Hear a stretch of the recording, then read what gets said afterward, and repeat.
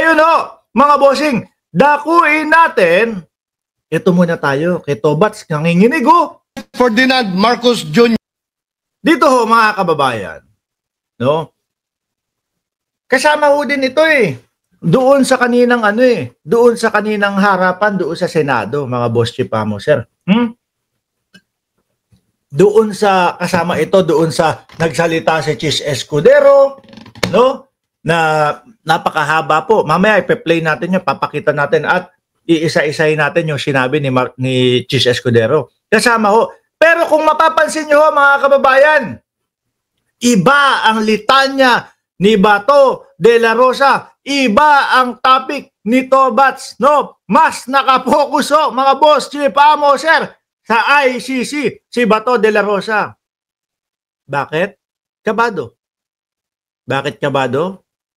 May 3 kaso na si dating Pangulong Duterte. Kada isang kaso, hindi bababa sa 15 katao ang nasa loob nun. Ilang katao ang total? Yata 78 to 79 yung tao. No? Ano ang sabi ng Vice Presidente dati? 78 lang, 79. Ka-40 lang yung namatay. Sinasabi nila, tayo hong mga Pilipino, hindi lang po sa Pilipino, hindi lang po sa Pilipinas. Pag lumampas ng isa yung patay, naging 2 na madami na po yan. Dahil ang pinaka-importante dito sa mundo ang buhay ng tao. Kada individual po sa atin, ang pinaka-importante, mga kababayan, yung buhay natin. Ano po, tapos sasabi, 40 lang o 78 lang, 79. Akala ko ba ganun? Bakit naging crimes against humanity ang ganito, ganyan? Ngayon si Bato, iba ang iba yung atake. Ibang topic ko. Tungkol mga kababayan, sa ICC at yung pagbisita ni Trillanes sa ICC. Bakit to? Anong petsa ngayon? 29? 29, diyan sa Pilipinas. Mamaya, pag natulog tayo, ngayon ganap na alas 8:40, alas 9:40, alas 10:40, alas 11:40, 3 oras at 20 minuto, mga kababayan. At 30 na.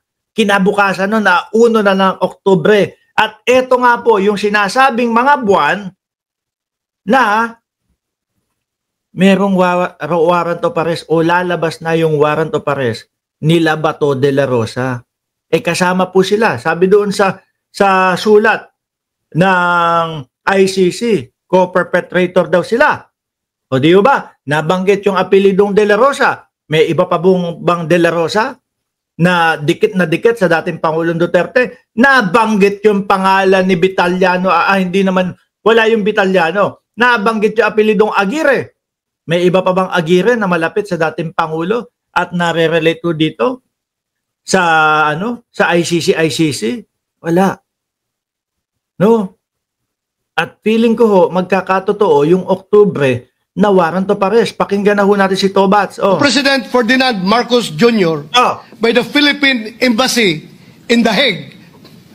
The officials entered the detention unit under the false pretense of conducting a welfare check. Ano, false pretense? Na nagko-conduct ng ng welfare check daw. Sabi naman, talagang normal na ginagawa yung mga ganun. Di ba? Meron pa, sino ba yung nagbalita na lalasunin daw ang dating Pangulong Duterte sa pamamagitan ng welfare check na yon? May nagsabi ng ganun Di ba? Hindi ko matandaan ko si Roque ba yung nagsabi ng ganun. Lalasunin sa pamamagitan ng welfare check. Panigurado ko bago makapasok ng ICC. Todo kap-kap at meron pong mga detector yan kung may mga lason kang dala o kung meron kang mga nakakapanakit na dala. Di ba, Tato? Welfare check, sabi. Tuloy, Bato! The most will-loved Philippine President to suffer in foreign jurisdiction. Siguro baka mag-init yung ulo. Sabi ni Dut Pintura, bawal bisitahin, titingnan lang naman kung talagang may sakit. Siguro sisilipin lang nang hindi nakikita, Like example, kung merong pero tingin ko hindi naman mangyayari, hindi naman sinili. Ay, pero sabi doon sa post ni Senador o dating Senador Trillanes, sabi niya doon, kayo mag-alala, no? Nasa loob pa din daw yata, nasa loob din pa daw si dating Pangulong Duterte at nagtatrabaho lang daw ho, mga kababayan, yung lawyer ni dating Pangulong Duterte. Ayaw nila ba to eh? Gugustuhin ba ng isang tao na tumanggap ng dalaw mula sa mga nilalang na maaaring maging sanhi ng pagkulo ng kanyang dugo? No. siguro ang iniiwasan nila dito, kapag kayan dinalaw ni Trillanes sa loob, yari na. Ikaw, kasi ba to ganito? Ipinangako mo sa sambayan ng Pilipino o diyan sa mga DDS mo, no? Nangako ka bago mag-umpisa or pagkatapos ng eleksyon. Although alam natin na natapos yung eleksyon, di ba? Pero ang haba na ng panahon dapat dikit doon sa ano. Pinangako niya na bago mag-eleksyon o pagkatapos ng eleksyon, dadalawin ko si dating Pangulong Duterte doon sa ICC. Ano ginawa ni Bato? Wala ho. Nagpakita lang siya nung litrato o picture na siya ay nasa labas ng bansa pero hindi mismo doon sa Netherlands, hindi mismo doon sa ICC. No? Baka nga ano lang ho yun dating-dati pang mga litrato yun Hindi mo tinupad. Kaya siguro si Senador Trillanes ang bumubisita ngayon kay dating Pangulong Duterte. Ayaw mo nangako ka sa pamamayang Pilipino, bibisitahin mo siya. Ngayon, wala ka pa din dito. Ako na ang bibisita. Kaya lang ho, mga kababayan, tama naman si Bato. Baka kumulo yung dugo, atakihin sa puso. Mapadali. Mapadali. Di ba? Huwag kang mag-alala, Tobats. Feeling ko naman sa susunod na mga araw, ilang araw, baka ito nga lang ho, balikan nyo ako dito sa vlog ko, mga boss chipamo sir. Kapag ka-1 ng Oktubre, 1 ba? O hindi. Kadalasan mga mga Lunes No, kadalasan mga Lunes Tak. Mga Oktubre 5, mga kababayan.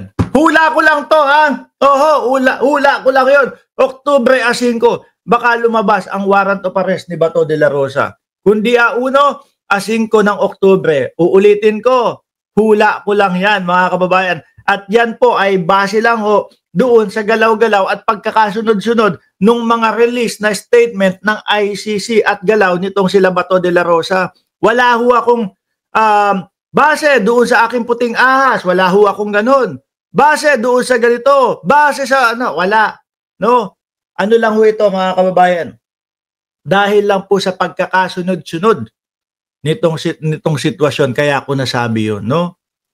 Oktubre 5, balikan nyo ako dito. No, baka naman pagka nangyari, yung Oktubre 5, sabihin nyo, uy, may alam talaga si Mark Ramos, ganyan.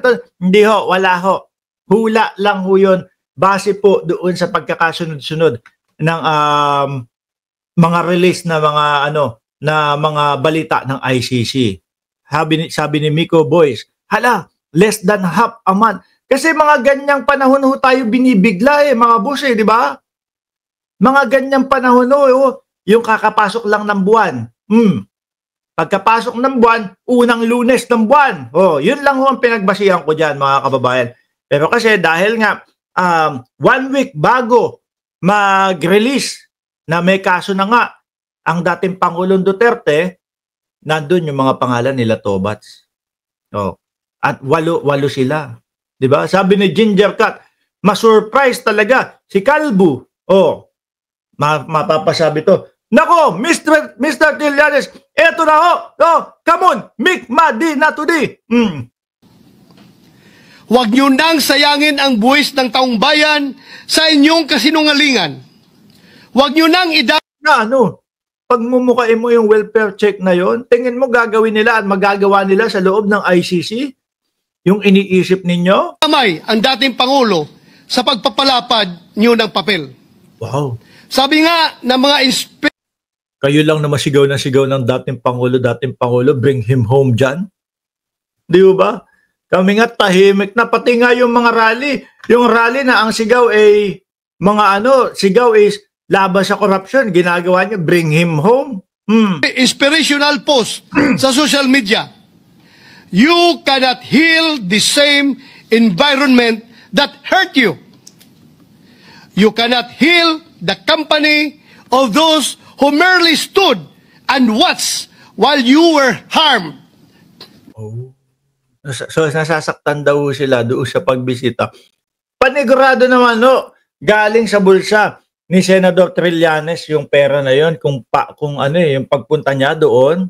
Dahil simula pa lang mga kababayan, 2017. Kasama na diyan, 'di ba, si Senador Trillanes, kasama na nung mga pamilya na naulila na naghain ng kaso laban kay dating Pangulong Duterte. O ngayon, bawal nang bisitahin ni Trillanes, bawal nang pumunta si Trillanes doon. Nasasaktan kayo pag pinupuntahan? Kasi kayo kasalanan din nila. Nangako-ngako sila, bibisitahin, pupuntahan. Nasaan na yung pangako nila? Wala. Napako. Di ba? Pero siguro, sabi na din ni Mick Madi, mga bossing, hindi Indian yon, o hindi galing sa gitnang silangan, mga kababayan, si Mick Madi. Si Mick Madi si Bato. No? Sabi niya, come on, Mr. Trillanes, Mick Madi! In English actually English naman yun, pero kung didiretsuhin make my day ang ibig sabihin nun, mga bossing. Make my day. Okay?